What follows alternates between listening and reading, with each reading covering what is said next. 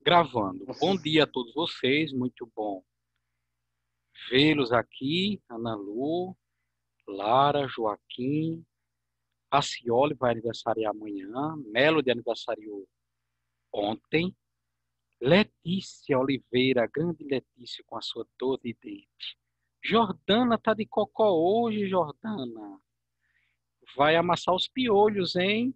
Jennifer Siqueira tá por aqui também. Gente, essa atividade, como sempre, iniciei fazendo a correção, né, da atividade que foi passada para casa ontem, a página 30 do livro de dados. Explicar, na verdade, tem a palavra explicar, mas a gente deveria relacionar, dizer o que tem a ver o pioneirismo português com o expansionismo marítimo europeu. Expansionismo, crescer, engrandecer, marítimo, navegação. Então, quando a gente fala de expansionismo marítimo, é a mesma coisa de estar falando de grandes navegações. Então, o que tem a ver as grandes navegações com o pioneirismo português?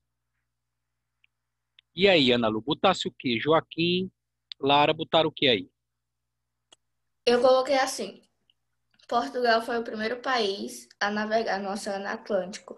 Tinha como objetivo expandir seu território e explorar outros locais. Muito bem. Vejam, nós precisamos entender bem, né, dona Lara, Joaquim e os demais.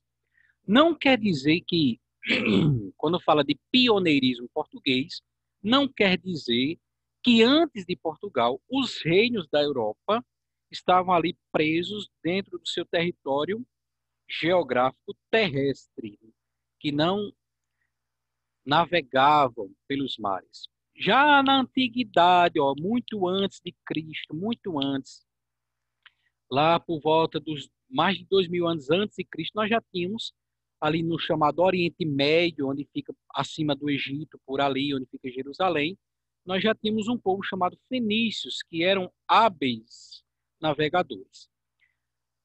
Como Ana Lu disse, a diferença é que Portugal foi o primeiro reino a se aventurar pelo oceano, porque as navegações que aconteciam antes desse pioneirismo português, antes de um reino pensar em construir um navio para se aventurar, né, pelo Oceano Atlântico, muito antes, por exemplo, os chineses, que a gente já estudou também, eram pelos os rios ali da China, já faziam navegações comerciais, né? Então eram pequenas navegações, pequenas viagens marítimas. Portugal foi que inaugurou o expansionismo, expandiu, cresceu as grandes navegações, não por pequenos mares, não pelos rios, mas pelo oceano. Então, Portugal foi o primeiro a se aventurar pelo Oceano Atlântico. Importante entender que antes havia sim navegações, mas em pequenos mares e somente por rios. Segunda pergunta: com base nos seus conhecimentos sobre as navegações, lá dos anos 1400, analise as afirmativas a seguir.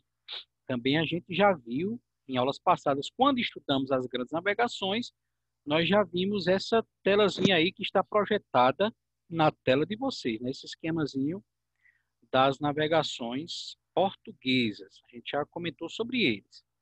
Então, ele está perguntando justamente sobre essas navegações, na segunda pergunta. Vocês já veem na tela que a resposta correta é a letra D, já pode conferir aí no livro didático de vocês, mas vamos comentar, né, Ana Lu? Os portugueses promoveram o denominado périplo africano com o objetivo de chegar às Índias, claro.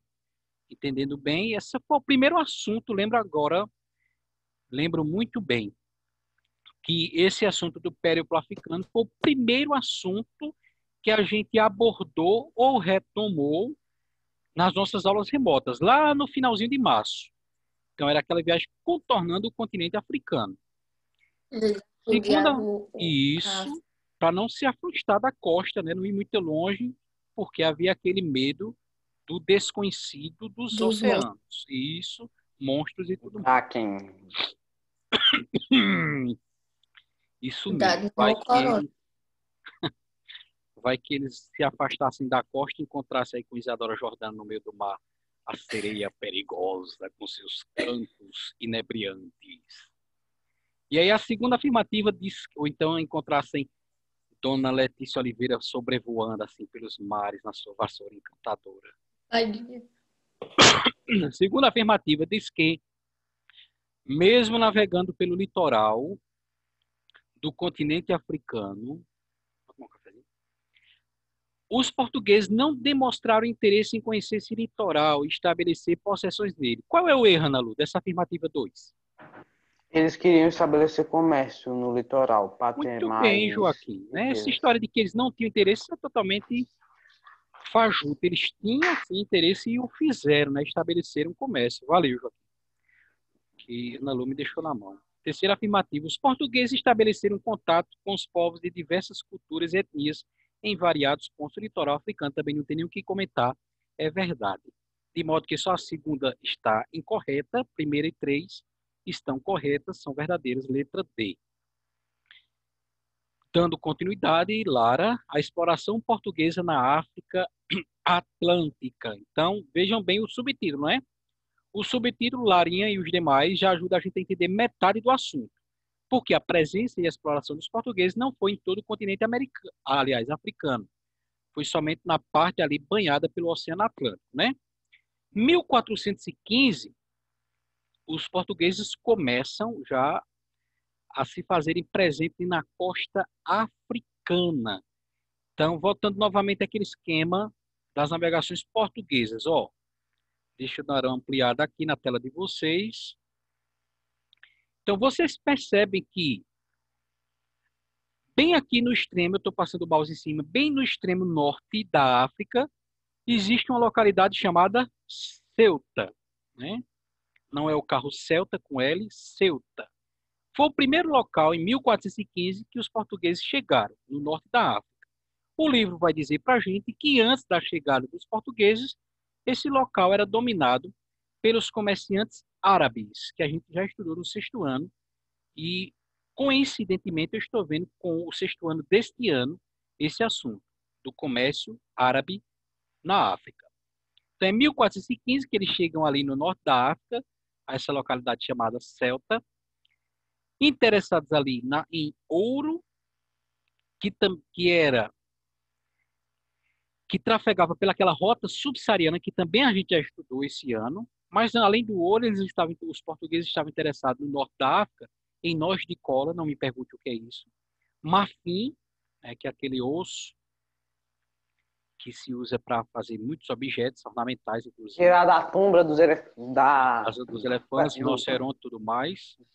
É. Pimenta malagueta, que era também considerado uma especiaria, né? Já que ajudava muito a... Especiaria para quem quer perder a língua. Porque isso aí ajudava muito naquela época, né? Há 500 anos atrás, sem geladeira, ajudava muito na conserva dos alimentos, a pimenta. O acesso a essas mercadorias proporcionou aos portugueses estabelecerem, preste bem atenção, ó, essa presença portuguesa no norte da África, esse acesso a essas mercadorias proporcionou aos portugueses estabelecerem pela primeira vez concorrência comercial com os italianos, que tinham um monopólio do comércio europeu.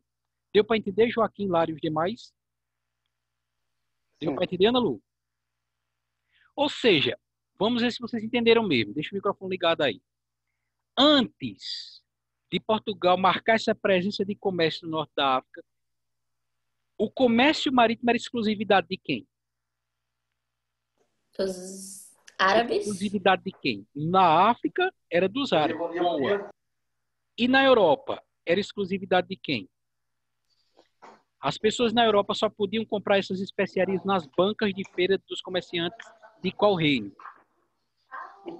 Do seu. Do meu? Do próprio reino. Não podia comprar em outro. Isso aí era na colônia, o pacto colonial. Agora olhe bem as 3 últimas linhas. Acho que Lara congelou a imagem dela. É os italianos. Os italianos. O acesso a essas mercadorias por parte dos portugueses, essas mercadorias do norte da África, proporcionou, ou seja, favoreceu aos portugueses estabelecerem concorrência comercial com os italianos. Concorrência. Quer dizer que antes na Europa só tinha os mercadores italianos de Veneza e Gênova, as principais cidades da Itália do comércio marítimo.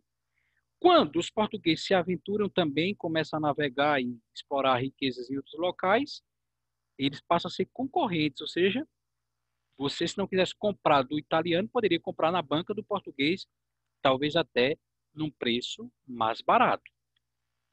Alguém lê aí o próximo parágrafo? Eu, Vai. No século no XV. século XV, a costa africana era habitada por diversos povos que viviam, em sua grande maioria, da pequena agricultura. Diferentemente das regiões centrais do continente africano, que se constituíam em vastos e poderosos reinos. Na costa, a população se reunia em diversos povoados, o que tornou mais fáceis a chegada dos portugueses e a conquista daquelas regiões. Então tem uma diferença aí, Ana Lu, leu, a gente pôde acompanhar, havia uma diferença dos povos que habitavam o litoral africano daqueles que moravam ali, habitavam, ocupavam o interior do continente africano. Aqueles que moravam no litoral da África eram pequenas tribos, às vezes rivais entre si. Já os grupos de africanos que ocupavam o interior, o centro do continente africano, eram grandes reinos que também a gente já estudou. Mali, Songhai, Gana e por aí vai.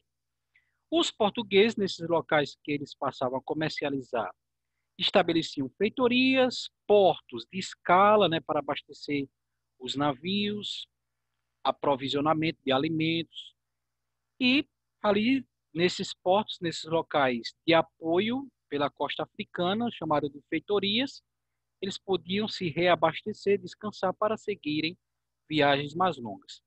Outro detalhe, galerinha especial do sétimo ano, que a gente não pode esquecer, é esse fator aqui que eu vou mostrar aí na tela para vocês. Ó. As possessões portuguesas do século XV, veja que a data que nós estamos é 1415, isso até 1999 era um pouquinho esse o cenário de Portugal. Porque a gente tem em mente que os portugueses ocuparam, né? Joaquim lembrou para a gente, o Pacto Colonial. Então a gente tem em mente bem claro, bem vívido, a presença portuguesa dominando aqui o Brasil. Mas a gente não esquecer, né? Tá aqui Portugal na Europa em vermelho, estou com o mouse em cima. A gente não esquecer que ó, tem várias ilhas aqui no continente, aliás, no Oceano Atlântico, nesse meio desse percurso, várias ilhas também dominadas por Portugal. A gente não esquecer que além do território que hoje é o Brasil, que foi colônia de Portugal, Portugal, olha aqui a legenda ajuda a gente a entender, né? Explorava todo o litoral africano, em verde aí, contornando.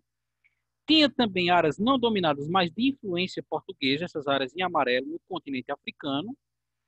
Possessões efetivas também na África, aqueles países da África que hoje também falam português, Angola, Moçambique, também já foram colônia de Portugal. Tinha áreas de disputa, tanto aqui na América Portuguesa, que é o Brasil, quanto lá na África, essa em rosa mais claro.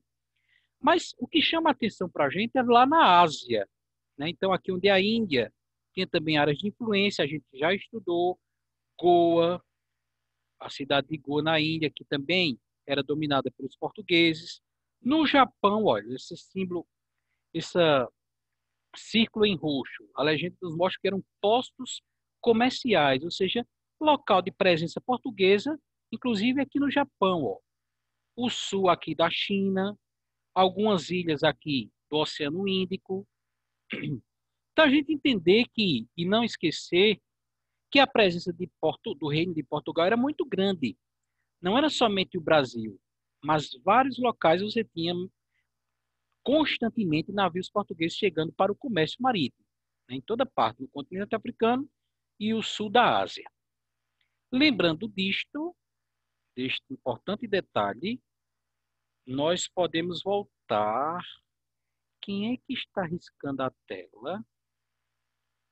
Nós podemos voltar aí à página 31.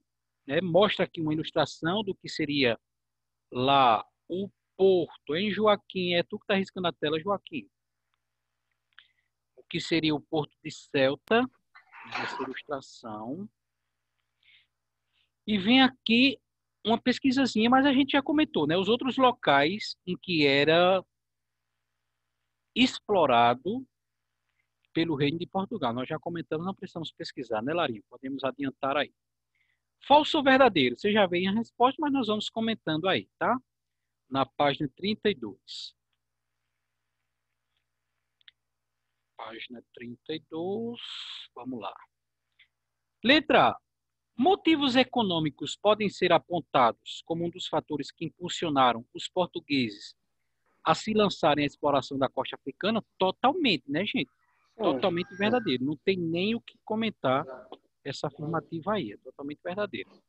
Letra B. O objetivo dos portugueses era exclusivamente conquistar terras africanas, deixando as Índias para os holandeses? Não. Por que não, Não. Ana Lu?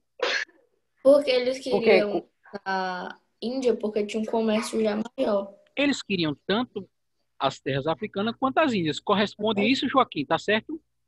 sim. Certíssimo, né, Lara? O desejo sabia dividir. Isso. Né? Quanto mais riqueza traria, né? A cobiça aí da riqueza.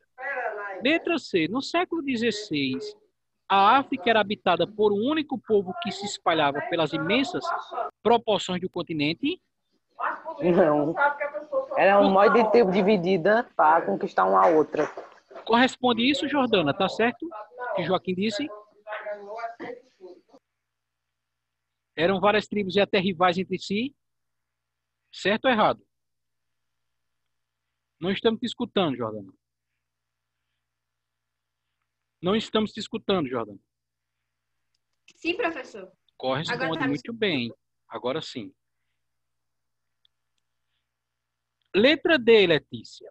A conquista dos pontos do litoral africano e o estabelecimento de feitorias facilitaram as navegações portuguesas. Totalmente verdadeiro, né? O que a gente acabou de comentar.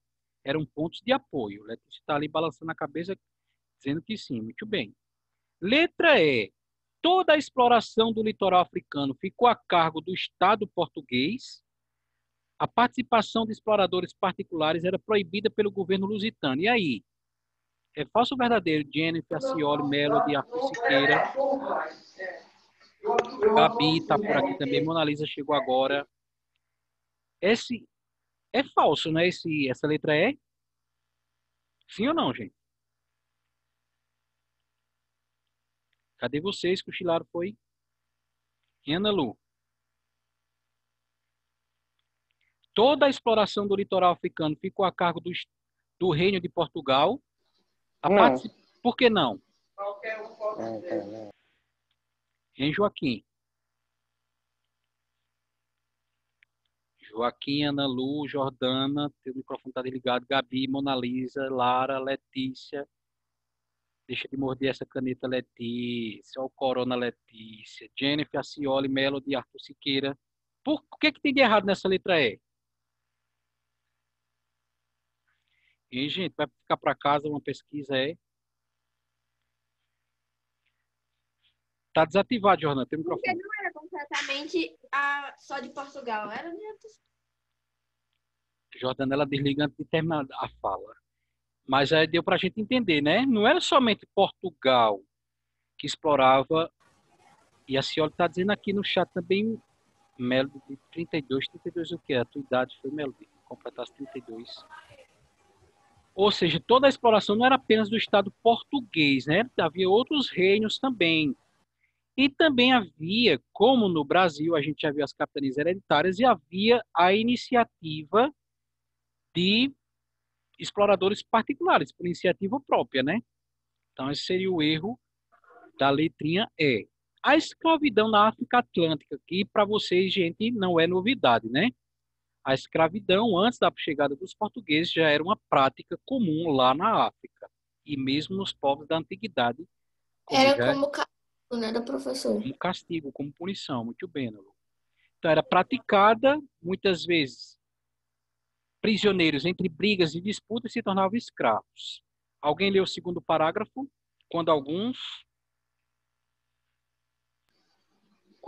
chefes tribais ou reis africanos perceberam que a venda de pessoas escravizadas interessava os comerciantes europeus, a escravidão passou a apresentar características distintas daquela que até então era praticada. Valeu, Joaquim. Ó, Jordana, se aí tá silêncio, eu acredito que tá, segundinho deve estar dormindo ainda, né? Tua mãe não tá batendo nas panelas, teu pai não tá em casa, pode deixar o microfone ligado, gente. Se no seu ambiente não tiver barulho, pode deixar ligado, tá? Muito bem, valeu, Joaquim. Então, a punição aí da forma de escravidão, né? A venda de pessoas que passou a interessar aos comerciantes europeus. Então, se antes era uma punição, depois da chegada dos europeus passou a ser aí um comércio, como a Ana Lu também lembrou para a gente.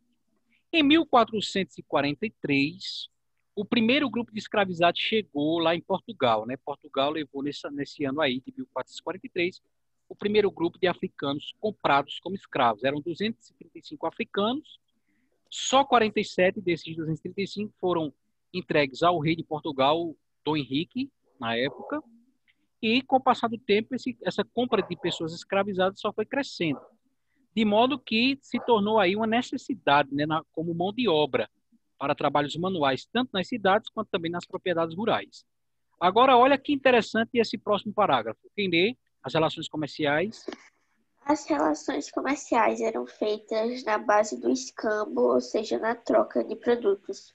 Os chefes tribais e seus representantes entregavam às pessoas escravizadas e, em troca, recebiam produtos como tecidos, aguardente, açúcar, fumo, vinho, armas de fogo, pólvora, espadas, facas, arcos e flechas. Valeu, Letícia. Então, gente, olha que interessante, né? Assim, curioso e espantoso seria a palavra, né?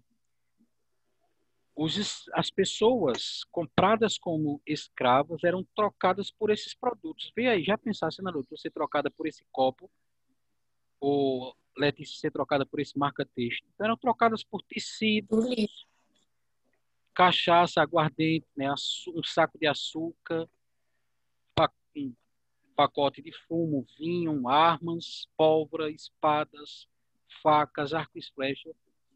Veja a condição que o ser humano foi reduzido, né? Um objeto trocado por outro. E olha que trágico a gente ler esse próximo parágrafo. Os valores variavam muito. 25 a 30 escravizados poderiam ser adquiridos em troca de um cavalo, já idoso, enquanto um cachorro, um cão, poderia valer até 22 escravizados. Meu pai do céu. Se bem que hoje em dia tem uns cachorros muito caros, não tem? Ô, professor. Sim. Crianças e os idosos também entravam nessa? Também entravam nessa. E é uma realidade muito triste da escravidão, porque famílias, como a Ana Lu perguntou, famílias eram separadas. Então, geralmente, a mãe com a criança era vendida para um dono e o pai era vendido para outro dono. Vinham para a América ou para outra região. Era acontecido frequentemente, nunca mais se encontravam, né? A dor da separação, a dor de você se reduzir a um objeto. Enfim, quando a pessoa vê isso, percebe o quanto a humanidade se rebaixou.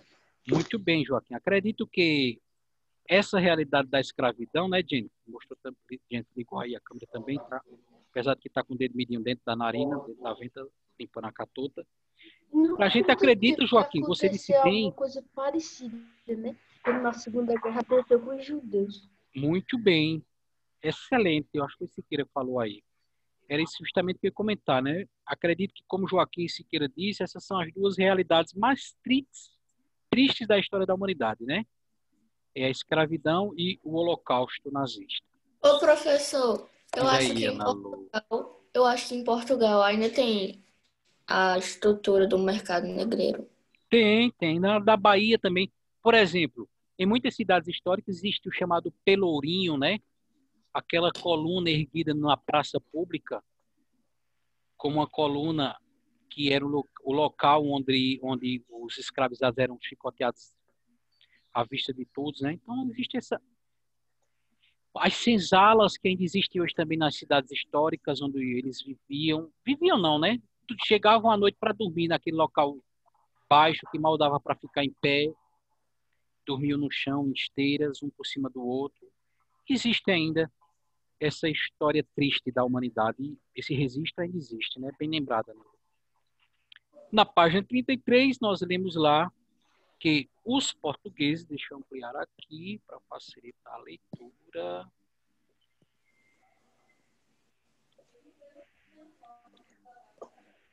Os portugueses viram aí na escravidão uma fonte de lucro, infelizmente, né? E, por outro lado, também é uma coisa, gente, que vocês também não podem esquecer, Letícia e os demais. Essa compra, ela só acontecia com a participação dos próprios africanos que vendiam os seus compatriotas, né? Eles eram cúmplices nesse comércio aí. Então, tanto para os portugueses, como para os líderes das tribos africanas que vendiam seus próprios compatriotas, isso foi uma fonte de lucro. Por volta de 1540, o destino dessas pessoas escravizadas, então lembra bem, entende bem o que é que a gente está estudando, né, gente? Nessa data 1540, os africanos escravizados começaram a vir para a América, mas antes dessa data, eles já eram levados para Portugal e outras ilhas, e aqueles locais lá que a gente viu no mapa, onde tinha presença portuguesa, exploração portuguesa. A esse local, acho que a Ana Luísa também citou, né, chamado tráfico negreiro, esses locais onde acontecia essa compra e venda de pessoas escravizadas. Nós chegamos aí já nos últimos minutos do tempo permitido pelo Zoom.